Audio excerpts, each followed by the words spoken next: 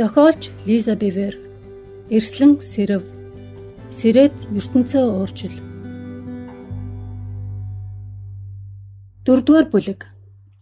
Айдас гайхамшигын нийлбэр. Би аимшигтай болоод гайхамшигтай бүтээгдсэн. Таны үлс гайхалтай яа. Дуулал 139:14. Эрслэн гихч хүчрэхэг бөгөөд дэгжин амтан орших ис орших үр төлөхийн залгамжлал нь тэдний ур чадвар хүчээс бүрэн хамаарахыг мэддэг болохоор л эрслэнгүүд зорилгоо тээж шөрмөстэй хөдөлдөг. Явж байхад нь арьс үс нь амьсгалж байдаг. Эрслэнгүүд хүүхнүүд бидэн шиг арьс маань унжчихлаа, сүүл маань хит урт байна, хоорондоо адилхан байна гэж нэгэхэн ч зовнихгүй. Тэд арьсан дотроо итгэл дүүрэн алхална. Эрслэнгүүд биширмээр амтад. Онгон зэрлэг байгалийн сүр сүлд сор чимэг болохоо өөрсдөө ч мэддэг гэмээр санагдах. Хүүхнүүд эрслэнгүүд хоорондоо ярилцаж чаддаг байсан бол бидний өөрийгөө үзэх үзэл, эрслэнгүүдийн өөрийгөө үзэх үзэл шууд л ялгараад ирэх байх. Хүүхнүүд эрслэнгүүд ярилцаж байна гэд төсөөлөд үзэх үү? Эрслэнтэй та их сүр жавхлантай юм аа. Би мэднэ. Чи миний чадварыг хармаар байна уу? Тэгэлгүй яах вэ? Хэмээн бид хөөрнө. Миний сарвууг харж байна уу? Үүнийг хардаа хэмээн эрслэн биднийг өрнө. Эрслэн сарвуугаа эргүүлээд хумсаа гаргахад нь бид сүрдэнэ. Энэ сарвуугаараа би үртөл сүргийг минь хооллох гөрөөсийг унгаж чадна. Тогтоод аваарай. Эрслэн хумсаа буцаагаад хураахад сарвуун дахин нийл ягаан болов. Энэ сарвуугаараа би үртөлтөөгөө наадаж тэднийгээ хүч тэнхээнд сургадаг. Бид толгой дохиод өөрийнхөө хумсыг хартал зарим хэсгээрээ будган хуурчээ. Гэтэл эрслэн миний шүдийг үз гин. Бид түүний том жижиг хурц шүдийг үзээд гидэрг ухрав. Энэ шүдэрээ би хамгаалж алж иддэгч нөгөөтэйгөр энэ л шүдэрээ бас гүйгээ гимтээлгүйгээр ийш тийш зөөвөрлөдөг. Бид ялгааг нь үзээд дэмээл толгой сэгсэрнэ. Тэгээд эрслэн би аимшигтай бөгөөд гайхамшигтай бүтээгдсэн хэмээн хамгал гоо сайхнаа гайхуулан дүгнээд сэтгэл дүрэн амьсгаа авна. Үнэхээр ч эрслэн айдас гайхамшигын нийлбэр болохыг бид үг дуугүй хүлээн зөвшөөрнө. Гэхдээ чийж бас ялгаагүй. Би аимшигтай болоод гайхамшигтай бүтээгдсэн тул танд талархал өргөнө. Таны үлс гайхалтай бөгөөд сэтгэл маань ч сайн мэднэ. Дуулал 139:14. Чи эрслэнгийн талаар ойлголттой болсон болохоор би чамааг энэ үгийг итгэл дүүрэн хэлээсэй гэж хүсэж байна. Чиний эргэн тойрны ирчүүд эмэгтэйчүүд ч Бурхны хосгүй бүтээл мөн. Гол нь биднийг ээжийнхээ гидсээс гармагц хамаг гайхамшиг дуусчихсан мэт олонх маань сандааг. Чи хамгийн сүлд хизээ дээрх ирсэн ахаатан шиг итгэл дүүрэн ярьж байгаа эмэгтэйтэй уулзсан бэ. Тухайлбал хоёр бүсгүйн харилцан яриа нэг иймэрхүү өнгө онцтой өрнөн. Чи ястай хөөрхөн шүү. Оо баярлалаа. Сүүлд хүүхэд төрүүлэхдээ нэмсэн жингээ хасаад тэр байхаа. Амарчсан эсвэл амарчиж буй эмэгтэйг харсан эмэгтэй өөрсдөө үнэхээр аимшигтай бөгөөд гайхамшигтай бүтээгдснээ ухаарах ёстой. Үүнийг бид мартдагч эрслэн мартдаггүй. Эрслэн хүч чадлаараа гоо үзэсгэлэнгээ гайхуулдгаа мэднэ. Эрслэн гадаад төрхөөрөө төдөөгүй үйл хөдлөл ур чадвараараа ч гоо үзэсгэлэнтэй болохоо мэднэ. Эрслэнгийн хүч чадлыг ч бишрэм чанарыг ч ницаашгүй. Эрслэн биеийнхээ чадварыг мэддэг бөгөөд үүнийхээ гайхамшигыг ч бүрэн эзэгндэг. Эрслэнгийн энэ таалал нь бүтээгчийг нь алдаршуулдаг. Эрслэн ур чадвартай хүчрэхэг бөгөөд үр төлөөж ингэжл өсгөнө. Бид хүч үйл ажиллагааныхаа гоо үзэсгэлэнг санах ёстой. Би зэгзгэр нарийнхан биетэй байх талаар яриаггүй шүү. Би биеэрч, сүнсээрч сэргийг хурц төвлөрөлттэй байх, Бурхны альва даалгаварт бэлэн байх талаар ярьж байна. Бид жинхэнэ эрслэн мөн л бол хүчтэй л байх ёстой. Гэтэл хүч чадлын тал дээр ямар амархан андуурагдж болдгийг саяхан олж мэдэв. Бак байхдаа андуурагдах. 7 хоног үргэлжилсэн андуурал маань үүнээс л эхэлсэн юм. Би Австралид хэд хэдэн цоврал цуглаан хийгээд чамгүй ядрав. 5 цуглаанаа дуусгаад бүтэн сайнны үдэрч жаал амс хийлээ. Тэгээд тэр олон үйл ажиллагааг нойр хол гүйцэтгэн гялалцтал зохион байгуулсан удирдлагын багийнхантай уулзалтанд өргөдөж оролцов. Бид дутуу нойр, хэтрүүлсэн хоол, Бурхны сайн сайханд бялуураад ялгүй халчихсан байлаа. Тэр их амар амгалан дунд нэгэн удирдагч надтай ухаарсан юмсаа хуваалцж байснаа юу гэж Манайхан намайг үрдэн байцаагч гэдэг. Өнөөдөр бүтэн сайнны өглөөний цуглаан дээр би таныг хинтээ адилхан болохыг илрүүлсэн гэж гэлээ. Би ч хинтээ гэлээ. Тэрээр шууд л Терминаторын жинхэнэ Сара Коннортой гэв. Би ч юу билээ, хэн билээ гэгшгэл манарлаа. Тэгээд итгэж ядсандаа Сара Коннор чинь шар үстэй бидтэй хэмээн хариуд автлаа. Тийм ээ. Гэхдээ үсэндээ биш л дээ. Нөгөө эмэгтэй толгой сэгсрээд гараа агаарт савлснаа. Нүүрнийх нь хэлбэр байж байгаа төрхөн нөгөө бак байдал нь хэмээн эрүүн дээгүүрээ гүйлхэн амар сүртэй ярьлаа. Бак гэвөө. Ийм албан ёсны үг байхгүй боловч нөгөө эмэгтэй энэ үгээрээ миний анхаарлыг олзлоо. Тэр харьцуулалт нь миний хувьд хүчтэйхэн суниалт шиг байсан бөгөөд тэр ихшнээс хойш би Сара Коннор болохыг хүсв. Би ч бак гэдэг санаа дүр төрхөнд дуртайя толгой доглоо. Тэгээд энэ санааг баяртай наргагүй хүлээж аваад Америкта буцаж очиод Терминатор гэдэг кинон дээр гардаг тэр бак эмэгтэйг харахыг хүсв. Гэртээ хараад медиагийн мастер Алик хүүгээсээ тусламж гуйлаа. Миний хүү ээлжтэй Сара Коннорыг олоод өгөөч. Ээж нь үзэх хэрэгтэй байна. Хүмүүс ээжийг нь Сара Коннортой адилхан гинэ. Алик жаахан гайхсан боловч Мактай дугуй нүдний шилтэй Винтопо барьсан зурагт гудс олж өг. Тийм ээ. Ярангуй дошгон хурц биширмээр бүсгүй байж. Би Сара Коннорын ихэн сэтгэлийг нь шууд олж хараагүйгээ хүлээн зөвшөөрнө. Би өсгөж бойжуулах ээж байх талаар их ярьдаг учраас энэ миний хувьд тун чухал байв. Гэхдээ л их хүн тулгарсан нөхцөлтэйгээ нэгт холбоогүй гэж үү. Хүүгээ алууршин роботоос хамгаалах гэсэн ганц л зорилгоор амьдарч байгаа буудахыг мэддэг бак эмэгтэйгээс илүү ээж хүн бий гэж үү. Алик бас видео клипүүдийн цомрлог олж өгөв. 1980-ад оны тэр монтаж намайг бүр алигаа алдахад хүргэсэн. Сара Коннор мотоциклоор давхиж ганц гараараа Винтопогаа цэнэглэж галзуугийн эмнэлэгт босгож тавьсан хоёр хүний хэмжээтэй орон дээрээ суниана. Үүнийг үзээд би шууд л Сара болотгов. Тэрхэн игшинд би өөрөөсөө Лиза чи амьдралдаа суниаж үзсэн үү гэж асуусан бол бараг л шууд л суниажмаар тийм л их эр бяр амтагдж байлаа надад. Гэхдээ би суниагаагүй л дээ. Зүгээр л толгой дотроо галзуурч байсан мэн тэр. Мэдээж өөртөө Сара шиг л бак санагдаж байлаа. Би ахлах сургуульд хамгийн бэлдар сайтай үедэж төрник дээгүүр эрүүгээ давуулж зүгдэх тамирын шалгалтаа чүү айг өгдөг байсныг минь болгоогоорой. Тэр дор сүрэг матар байна гэж төсөөснийхээ ачаар л хэсэгхэн тогтдог байлаа шүү дээ. Гэтэл би нэг мөрөө цанаар гулгаж байгаад нөгөө мөрөө хэлэхэд ч ичмээр хөгийн шалтгаанаар гэмтэж байснаа мартчихаж. Тэгээд бодхноо би амьдралдаа нэг ч сунааж үзээгүй ажээ. Гэхдээ энэ бүхэн хамаагүй л дээ. Тэр үед Сарагийн хийж чадаж байгаа бүхэн миний дотор багтаж байв. Би түүнтэй адилхан харагдахаас гадна түүн шиг л үлдмээр байв. Анхны эмэгтэй супер баатар юуны төлөө тэгтэл бэлтгэл хийнвэ? Чөлөөлөгдмөгцөө хүүгээ аварч хамгаалах хүчтэй бэлтгэлтэй байхын тулд тэр шүү дээ. Гайхмаар. Бэрх үлрэлийг хүчээ базаахад ашиглаж мэддэг эмэгтэйчүүд би хайртай. Сара бит хоёр яасан? Миний хувьд бит хоёр чинь ихрүү чигэл байлаа. Ийхүү мансуурч байхдаа би амьдралдаа хизээж хийж үзээгүй нэгэн зүйлээ хийж орхив. Голдс жим рүү залгав. Тэгээд тэр нэгэн алдартай дасгалжуулагчийн нэр усыг нь зохиж байгаад асуулаа.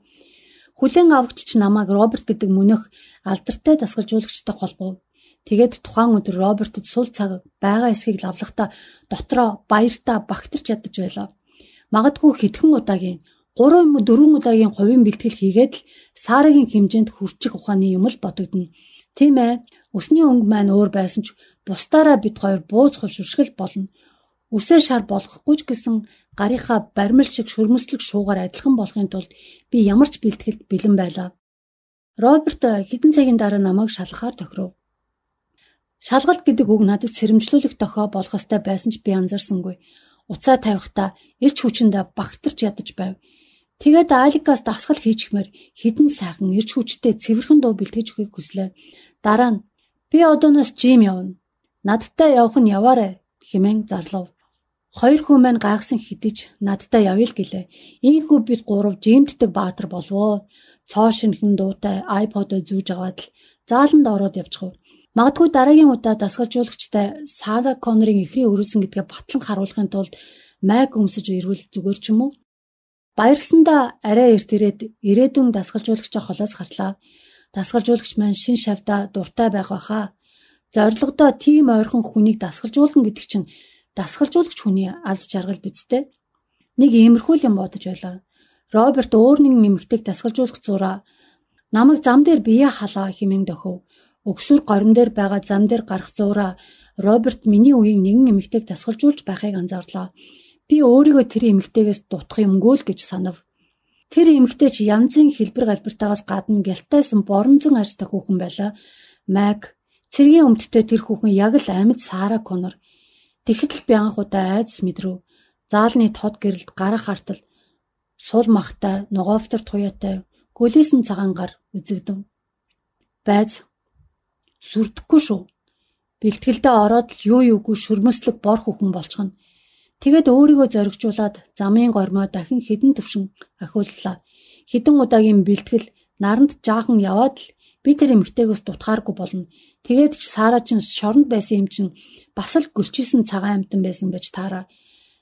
Би харцаа буруулаад iPod-аа сагаад үнэн голоосоо алхаж эхэллээ. Удсан чгүй дасгалжуулагч маань хурж ирснээр уран амтагттал мишээгээд 15 минут яваад дараа нь таны зорилгын талаар ярилцъя. Миний өмнөх цаг дуусаагүй байна гэж хэллээ. 15 минутаа тоглоогүй байгаа да. 8 минут л халаахад болно гэж уншиж байсан юмсан. Гэвч эхнийхээ өдөр дасгалжуулагчдаа заагаад яагав гэж бодсондоо зүгээр л хариу мишэн толгой доглоо. 15 минут ч дуусч би замаасаа бугууд жингээ үзэхээр эмэгтэйчүүдийн хувцсны өрөө рүү явв. Дасгалжуулагч маань асууж үний магад. Хувцас сольдог өрөө рүү явахын тулд мөнөх жинхэнэ бак эмэгтэйн хажуугаар явах ёстой боллоо. Намайг хажуугаар нь өнгөртөл нөгөө эмэгтэй дуудаж байна. Тэгээд та Роберттай ажиллах юм уу? Хэмээн амьсгаадан асуулаа. Би савтаа уснаасаа балгангаа толгой дөхөв. Тэр намайг ёстой алж байна оо. Би дасгал хийдэг л дээ. Гэхдээ Роберт шал ондоо юм байна. Хэмээн нөгөөх чинь явдаг шатаар өгсөнгөө амьсгаадан ярив. Би зогслоо. Гэхдээ та чинь бакин байна шүү дээ. Эмэгтэй надад хариулах гэж хамаг хүчээр цуглуулах мэт ярваанга толгой сэгсэрлээ.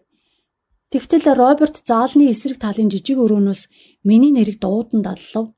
Би ч түүний зүг анх зааланд орж иж байснаасаа арай л ихтгэл муутай алхлаа. Тэгээд би жингээ үзэх гээл хэмээн бувтанлаа. Роберт миний жингээ авч хилцсэнгүй. Тэр миний хүчийг л шалгахыг хүсжээ. Роберт авчир авцарсан уу гэж асуув. Авчраагүй гэж хариулаад дасгал хийхдээ бараг хөлөрдөггүй хэмээн тайлбарлалаа. Одоо бодоход зүгээр л дасгал хийдэггүй гэж хэлсэн бол үнэнд нийцэх байв. Чөргөр тарган. За тэгээд тэр ичмээр үйл явц яг яаж өрнөснийг нарийн санахгүй байгаа ч ямар ч байсан нэг иймэрхүү юм болсныг багцаалж байна. Би ч тусдаа нэг өрөөнд ороод л Библиэдрийн шалгалт өгөх юм баах гэж сантал Роберт намайг заалан дагуулж оров. Тэгээд сэлүүхэн хэсэгт дагуулж аваачаад 10 сунагаатгал гэлээ. Би ч сунаахыг мэднэ л дээ. Гэхдээ ямар хэлбэрээр сунаахыг ойлгосонгүй. Тэгээд охид шиг өвдгөлж сунаах уу гэж асуулаа. Үгүй жирийн сунаалт хэмээн Роберт цаас харандагаа сүртэй гихч өргөнгөө төс тас хариуллаа. Би ч унжирч гонжролцоор 10 сунаахтай айдлаа. Роберт надад амсгийгч чөлөө 2 үг солигч зай өгөлгүй. За цаашаа 25 удаа jumping jacks үсэр гэлээ. Сандарлаа. Jumping jacks амархан л та. Гэхдээ яг яаж хийдэг вүлээ? Гараа толгой дээрээ нийлүүлдэг билүү хэмээн асуулаа. Роберт хариулсангүй. Тиймээс би санснараа л аваад хайчихлаа. Халчин болох дэвхрэх зураа Жимийн бусад хүмүүсийг анзаарч амжлаа. Хөвгүүд маань хүртэл над руу харангаа толгойс гисрэн инээлдэх нь үзэгдэв. Роберт за дахиад газар 10 хий гэлээ. Амьсгаа авах цаг хожингоо би дахиад сунаах юм уу эсвэл өөр дасгал хийх юм уу гэж асуув. Сунаа гэж Роберт хариуллаа. Би газар тулсан ч энэ удаа бүрч хэцүү байв. Гар маань чичирч байна гэж даанч өрөвдөлтэй байсан тул би үндсэндээ гидсээрээ дээшээ доошоо сунаав. Роберт дуурсангүй. Дахиад 25 jumping jacks. Энэ удаа зөв хийдэ гэж бодсондоо дахиад л гараа толгой дээрээ нийлүүлдэг билүү гэж асуулаа.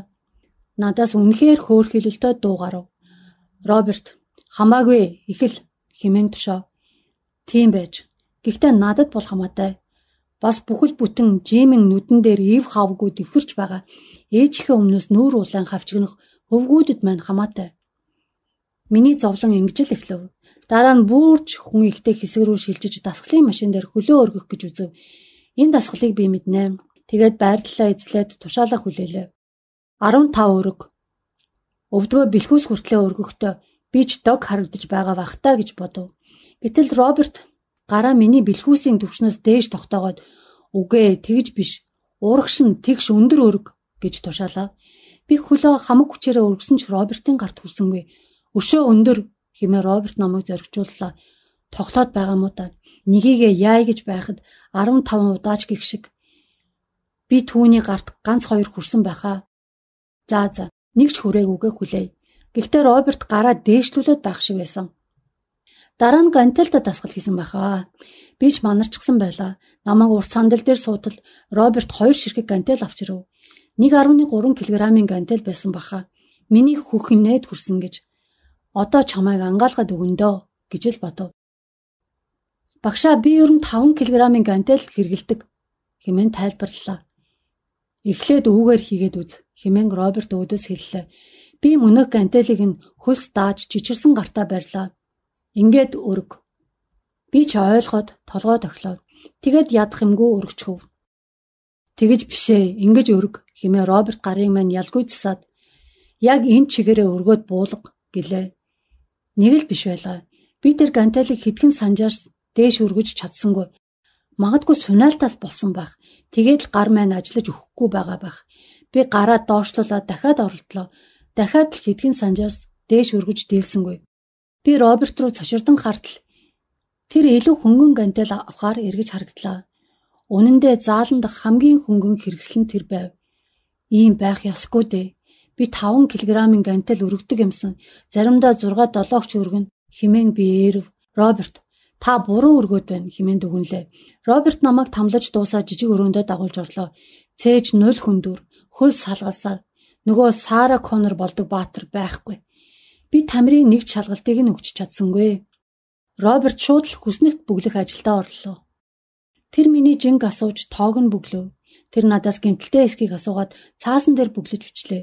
Би ч түүнд өмнө зүүн өвдөг мөрх хоёр маань асуудалтай байсныг тайлбарлав. Роберт миний гэмтлийг анхааралтай авлаа. Дараа нь миний гарт Nintendo-гийн гар маягийн гэмгүү царайлсан хэцүү нэртийг бариулав. Тэгээд хоёр гараараа урдаа атга. Наадах чин биеэр чин цахилгаан соронзон гүйдэл явуулж биеийн чин өөхний эзлэхүүнийг нарийн тодорхойлно гэж зааварчиллаа. Роберт товчийг дараад лед дэлгэцээр тоо гарч ирэхээс өмнө түр хүлээлгэв. Тэгтэл намайг юу ч ойлгоогүй байж байтал Роберт миний өөхний хэмжээг заасан тоог үзээд пүү па болов. Би буруу байрчсан байхаа гэлээ. Бид хоёр дахиж үзтэл өөхний хэмжээ маань 1% нэмэгдчихв. Наадах чи эвдэрчихсэн байх. Эсвэл би юм уугаагүй байх гэлээ. Яг энэ үеэр Алико маань өрөөнд сэлгүүцсээр орж ирлээ. Тэгээд би үзье гэв. Түс. Аликийн өөхний хувь хэмжээ нь 5.2% байв. Таних хэд байсан ээж? Би ч түүнд хариулалгүй өрөөнөөс гарахыг тохилоо. Роберт толгой сэгсрээд 2 өөр зурагтай 2 хуудас гаргаж ирв. Стейк махны зураг шиг л харагдав. Нэг нь хар мах, нөгөө нь өөхтөө мах. Би өөхтөө мах нээжээ. Таны төрлийн хүмүүсийг чөргөр тарган гэж нэрлэдэг л дээ. Би ч айсандаа өөрийгөө маш идэвхтэй, магадгүй хитрхи завгүй хүн хэмээн өмөрч гарав. Жимийн хуванцар сандал дээр номхон сууж байгаад цөндгөр төмсөөрө дуудуулна гэж ярихгүй шүү. Роберт мэдэж байна гэсэн шиг толгой тохино. Та байнгын идэвхтэй хүн учраас бидээ шаардлагатай эрч хүчийг агуулах хангалттай уурыг иддэггүй болтой. Тиймээс би чинь өөхийг чинь биш, харин булчинг чинь шатаагаад байгаа болтой. Миний цочрлыг харсан тэрээр цааш нь яг л стейк иддэгтэй л адил. Та өөхийг нь салгаад махыг нь иддэг үстэй. Би ч бас үүнтэй л адил. Махыг чинь буюу булчинг чинь иддэг. Тиймээс та булчингаа хүчээ алдаад байна. Үүнийг буцааж олох ганц арга нь хүчний дасгалаар булчингаа дахиж олж авах гэж ярив. Тэгээд надаас хавгүй булаа хідэн эмэгтэйг заагаад хэдийгээр танаас илүү тарган юм шиг харагдаж байж болох ч хэрэг дээр баг өөхтэй гэдэг доромж үгээрээ шарахыг минь урав. Бас миний өөхний дийлэн хувь нь бүр нүүр улаамаар гидсэндээ юм уу гуйдаа биш гартаа байна гэв. Гэтэл би гараараа хамгийн их бахархаж явдагсан. Сара Коннор шиг дээшээ сунаах төсөөлөл минь пор хитл сарнав. Одоо өмнө минь бодит сонголт байна. Булчингаа шатаасаар ирээдүйн тамир тэнхээгээ барах уу, чөргөр тарган хиймэл бак гэдэг нэр зүүсээр л явах уу, эсвэл жинхнээсээ хүчтэй болох уу? Ичгүүртэй хідэж би хүчтэй байхыг сонгож байна. Миний хувьд галбар гэдэг гой ганган хувцас өмсөхтэй холбоогүй байв. Чөргөр тарган хүнч хувцсандаа багтдаг. Гол нь сул талаа олж тодорхойлоод биеийнхээ эмзэг хэсгийг ирж хүч тамир тэнхээний их уурхай болгож хувирах нь л надад чухал. Би жингээ хасах шаардлагагүй, би хүчтэй болох ёстой. Жин гэдэг миний найрлагын оновчтой тусгал биш болохыг би ухаарав. Би ямар найрлагатай вэ? Түлхэлд ирэх үед урдаас нь туулж эсэргүүцэх хүч надад бий юу? Би өгсүр бус газар богино зайд хид дэвхэрчгэн. Харин зай маань уртсах юм уу? Хүч шаардагдах үед би нугарна. Яагаад гэвэл надад нэмэлт хүчийг даах ямар ч тэнхээ байхгүй. Би хязгаартай хідэн барьцнаас тодорхой жаахан жингэл өргөж дийлнэ. Тиймээс л Роберт миний барьцыг өөрчлөх үед би гантело өргөж дийлээгүй ажээ. Ашиглахгүйгээс болоод эмзэг сул болсон бүл булчин байна. Роберт тусгаарлах үед миний тамир хүрээгүй байна. Үүнээс хойш миний хандлага өөрчлөгдөв. Үнэн дээр яг одоо энэ үгийг бичиж байхдаа ч би дасгал хөдөлгөөн хийх хүслээ дарж ядаж байна. Би өөрийгөө ямар булаа болохыг гайхуулах гэж жим явснаас биш сул дороогоороо дуудуулах гэж яваагүй. Дасгалжуулагчийн үг надад таалагдаагүй. Гэхдээ үннийг мэдж сул дорой талаа хөгжүүлэхийн төлөө амьдрах хамгийн сайхан улам хүчтэй болохын төлөө сул талаа үннээр олж мэдэх хүсэл дотор минь байж л байна. Тэдгээрийг би өөрөө илрүүлж чадахгүй. Үүний учрыг олж хужрыг тунгаахад дасгалжуулагч шаардлагатай бөгөөд энэ маань өндөр үнэх өстэй бас өвчин зовиртой үйл ажиллагаа билээ. Ялагдшгүй хүмүүс. Энэ явдлаас хойш хичнээн хүн биеэр биш сүнсээр чөргөр тарган байдаг бол хэмээн гагшрах болов. Гаднаасаа нарийнхан бид амьдралд маань хүндхэн юм дарагтал амь тавихад өхөн. Бид тэгш гадаргуй дээр таатай хэмнэлээрээ дажгүй алхдаг. Гэвч амьдрал маань бидний удирдлагаар хөдөлдөг гүйлтийн зам биш. Бид бурхантай хамт алхахдаа өгсөлт хурдан нэмэгдэхийг мэдэрнэ. Яагаад энэ бүхнийг ярина вэ гэж юу? Яагаад гэвэл Христийн бие идүүгээ зулаанаасаа уул хүртэл бүрэн өөрчлөгдөхийн даваан дээр ирээд байгаа бөгөөд ялалтай айсвэ. Энэ нь дан миний санаа биш болоо. Бурхан Эвригч нь би төмөр, туурайгч нь хүрэл болгох тул Сион охиноо босож талхлагтун энхүү чи олон ардамныг бут цохиж олзыг нь эзэнд эд баялгийг нь бүх дэлхийн эзэнд зориулах юм. Мика 4:13 гэдэг Бурхан үл үзэгдэгч бус харин ялагдшгүй болгоно хэмээн айлсныг тэмдэглээрэй. Чи хизээ хамгийн сүлд өөрийгөө ялагдшгүй хэмээн мэдэрсэн. Магадгүй гүйж тоглох өөдсийн чиний охин байхдаа л тэр байх. Чи харанхуй дотор нуугдахыг хүсэлгүй гарц хүссэн л байх. Чи гэрэл найдвар тээгч байхыг хүссэн л байх. Чи Сионы дээлдэшгүй, эзлэгдэшгүй, ганхашгүй охин байхыг хүсэл байх. Эвригч нь би төмөр, туурайгч нь хүрэл болгох тул Сионы охиноо босож талхлагтун гэдэг үг надад одоо ч сонсогдох. Бид давтуулж шинэтгэгдэх үедээ л сүнсний хүчийг олох маань олонтой. Энэ хүндийн жингийн бэлтгэл ямархуу байдгийг Мика 4 тайлбарладаг. Одоо чи хотоос гарч хээр амдран Вавилон руу явах ёстой тул Сион охиноо дуншиж буй эмэгтэй шиг нэрайлахаар өвдөж шанал. Тэнд чи аврагдана. Эзэн чамайг дайснуудын чин гараас чөлөөлнө. Сион бузартаж бидний нүд түүнийг тавлан харах болтугай гэх. Олон үндэстэн одоо чиний эсрэг цуглах болно. Гэвч тэд эзний бодлыг мэддэггүй бөгөөд түүний зорилгыг ойлгодоггүй. Учир нь тэр тэднийг өдрөмд юужилсэн тариа мэд цуглуулв. 10-12 дугаар ишлэл. Би энэ хэсэг дээрх амлалтанд хайртай. Чи унаж дайсандаа юу юуг алуулах нь гэтэл Бурхан чамайг шижир алт болгон шинэтгэх ажлаа хийж байдаг. Бурхан бэрхшээлээр дамжуулан хүмүүсээ цэвэр үнэтэй, даацтай болгодог. Заримдаа хүмүүс юм уу хэвлэл мэдээ Христэд итгэдэг хүмүүсийг ортоор шүмжилдэг. Үүнийг нь бид даруугаар хүлээж аваад доторх үннийг нь жинлэх хэрэгтэй. Биднийг хатуу, шүүмжлэлтэй, хайрлтгүй гэх үед нь шууд л эсэргүүцхийн оронд Бурхны үгийн гэрлээр өөрийгөө тунгааж харах хэрэгтэй. Өөрийгөө шалгаад шаардлагатай бол уучлалгүй. Гэтэл нөгөөдөөгөр дайсан диаволын ирээ цэргүй ял гэж бас байна.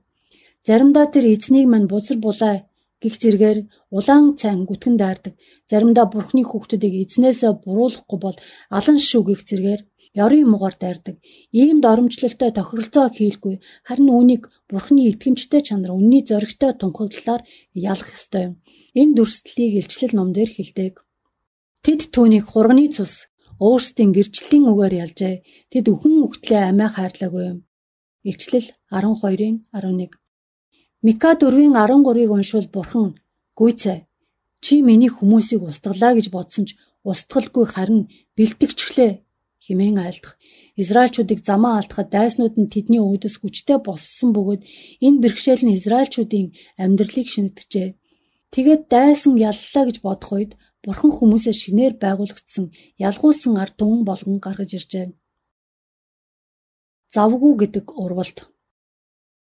Тэгэхээр энэ бэлтгэлийг хэрхэн хийх вэ? Сүнснийхаа хувийн бөгөөд хувьсгалын нөхцөл байдлыг шударгаар онцлон тодорхойлох.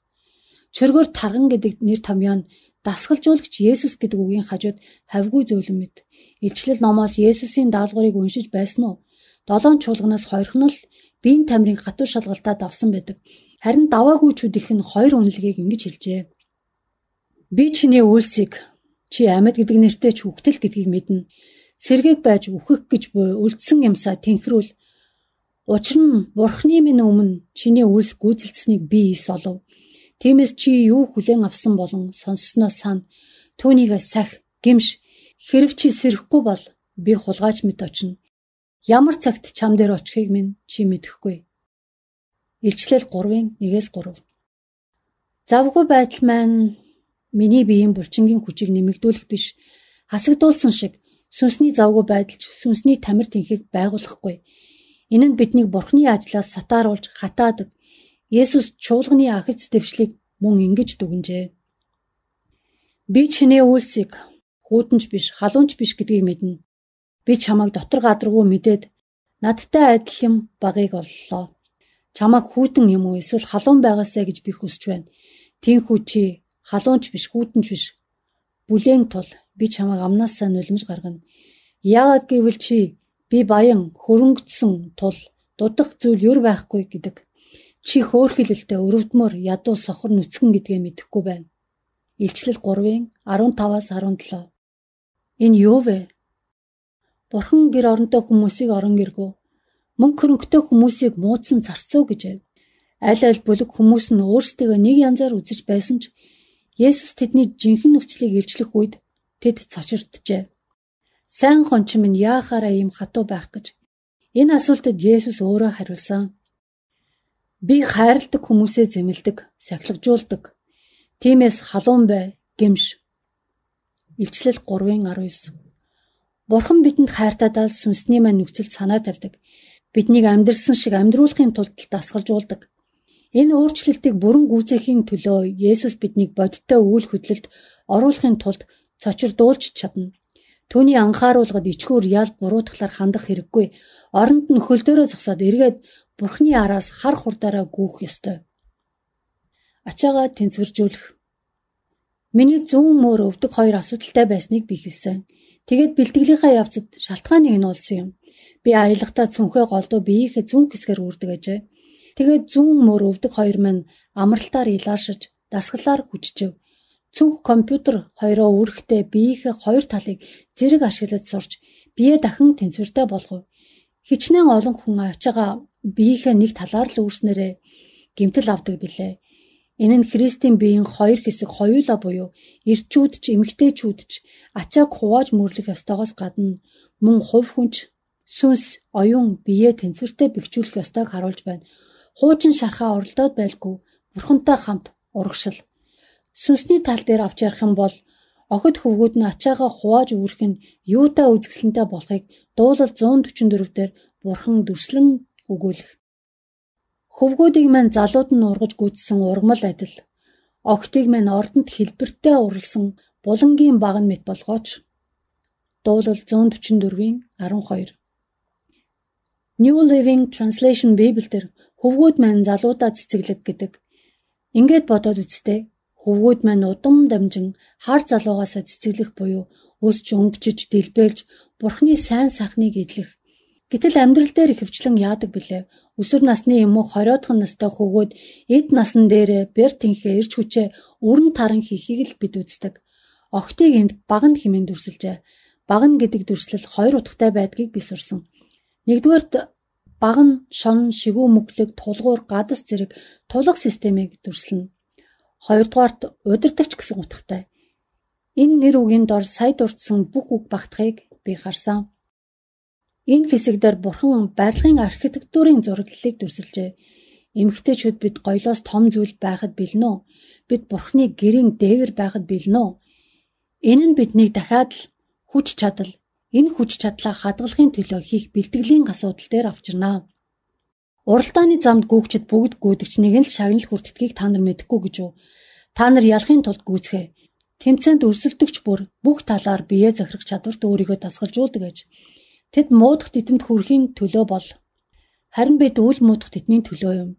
Тиймээс би зориггүй мэт гүйдэггүй, хий агаар цохих мэт нударгалдаггүй, харин ч бусдад тунхагласан атлаа өөрөө тэнцээгүй байхыг гэсэндээ биеэ залхаж боолчилдог. 1-р Коринт 9:24-27. Урдын хязгаараа авч хаях. Би хизээч сайн тамирчин байгаагүй. Ахлах сургуульд ялахын тулд биш. Харин усанд лазаниад найзуудынхаа гэрт хонох дуртайдаа л сэлэлтийн багт хамрагддаг байлаа. Миний хувьд барианд орхон л дээдийн заяа байв. 3-4-р байр нь наддаа л хаваасаг. Гол нь Баян хотод л болж болохгүй. Би тэмцээнд дургүй байсан болохоор тэмцээний өмнө их сандарна. Тиймээс өөрийгөө тайвшруулахын тулд өөртөө ганцхан минут л хүчтэй сэлж, тэгээд л дуусчихна. Тэгээд л найзуудтайгаа зугаацсан гэж хэлдэг байлаа. Харамсалтай нь би өөрийгөө багтаа хэрэгтэй гэдгээ ойлгоогүй явжээ. Ганцхан өөрийгөө л бодож явж, өөрийнхөө айдас хүсэл тэмүүлэлгүй байдлаа л гаргалдаг байж, бага бодохгүй учраас нэг их хүчлэхгүй. Би хизээч ялахыг хүсээгүй учраас хизээч ялаагүй юм. Би багийнхаа хэсэг бололгүй, зүгээр л алд мэд ханддаг байжээ. Эргээд бодоход би ялагдхаасаа бус, ялахаасаа илүүтэй айдаг байсан гэлтэй. Цойлоод ирсэн бол улмал цойлох байсан баг. Гэвч би үн өртгийг нь төлөх хүсэлгүй байсан юм. Би байдгаараа хичээгээ чадахгүй бол шархлах байх гэхээс айсандаа 70-80% хэтрэхгүй л зориулагддаг байсан юм болов. Яагаад тэгдэг байснаа мэдэхгүй. Гэхдээ өнөөдөр би хайхрамжгүй байдлыг, нэн ялангуяа сүнсний хайхрамжгүй байдлыг хэрхэвч хүлээн зөвшөөрөхгүй. Миний амьдрал дан ганц надад хамаатай, минийх биш гэдгийг ухаарсан болохоор би урдын хязгаараа зад татдаг болсон. Эрслэн чийж бас ингэх ёстой. Хүчээ хөгжүүлэхэд эхлээд бүтлгүүтэж болно. Гэхдээ эн чинь сурах үйл явцын нэгэн хэсэг. Анханасаа төгс гүйцэтгэдэг хүнийг би л мэдгүй. 2-р Петр 3:1 дээр тэдгээрийн дотор би сануулгаар та нарын чин сэтгэлийн бодол санааг сэргээж байгаа нь харин өнөөгийн тэнгэр ба газар нь түүний үгээр байгаа бөгөөд галд зориулагдсан. Сүсэг бишрэхгүй хүмүүсийн шүүл ба сүрлийн өдөрт хадгалагдаж байна. Оюун санаагаа жигд анхааралд ор байлга. Бурхан дахин үгээ айлтгаж дохио өгөх бэлтгэл байдлаа авчээ гэдэг. Анхаарлаа төвлөрүүлэх нь чиний үүрэг болохыг тэмдэглээрэй. Өдөр бүр анхааралтай бөгөөд төвлөрөлтэй байх уу эсвэл хайхрамжгүй анхааралгүй байх уу гэдэг сонголтын хүч нь чамд л бий. Бурхан бэлтгэл байдалд байгаа учраас өнөөдөр сэрэмжтэй байх ёстой. Бурхан энэ дэлхийн болохгүй байгаа юмсыг зөв болгох бэлтгэл байдалд байна. Бурхан бат ялалт байгуулахад бэлэн болжээ. Өндөр бурхан дохих үед чи эрслэн шиг хүчтэй хөдөлж харихад бэлэн үү? Ариун сүнс чиний хүчийг Бурханы үгийн гэрлээр шинжилж чамайг ялгаж болгож авахын тулд бэрхшээлээр дамжуулан дасгалжуулахыг нь зөвшөөр. Бурханы үгийн жин ариун сүнсний бэлтгэл сургууль давталтаар амьдралынхаа гэмтэлтэй юм уу сул талаа хөгжүүл сэрээ. Хувцсандаа багтаж байна уу гэдэг төвлөрлөө сүнс дотор би хэн бэ гэдэг төвлөрөл болов. Гэхдээ хамгийн чухал нь хүчээсээ бүү ай. Ирсэн шиг л хүчээрээ Бурханыг алдаршуул. Дэлхий юу болоод байна гэх эргэлзээ айдас давтах үед бүхнийг бүтээгч Тэнгэр газрын Бурхан чамааг амьдралаараа аимшигтай гайхамшиг бүтээн туурхыг уриалан дуудаж байдгийг санаарай. Үүнд итгэж байна уу? Чи бусдыг юугаараа хөглөдөг вэ? Чи зүрхээрээ чагнадаг уу? Чи стратеги бүтээхийг мэдэх үү? Чи ур чадвартай бүтээлч хүн үү? Чи ээж хүн үү эсвэл багш хүн үү? Чи семинар юм уу? Гэр бүл дотор найр найдам зохион байгуулж чадах уу? Чи тамтаггүй замбраагүй гэрээг эмх цэгцэнд нь оруулж янзалж чадах уу? Эсвэл чи дээр нь бичигдэх зохиолоо хүлээж байгаа цэвэр хуудас юм уу? Бид бүгд хүч чадлаа бусдад түгээдэг байр сууриа эзлэхээс нааш сэтгэл ханахгүй. Эрслэн нэгч дүүс минь, бид чиний аимшиггүй хүчээр дутаж байна. Энэ үнэхээр гайхамшигт. Та зохиолч Лиза Биверийн Эрслэн сэрэв номын 4-р бүлгийг сонслоо.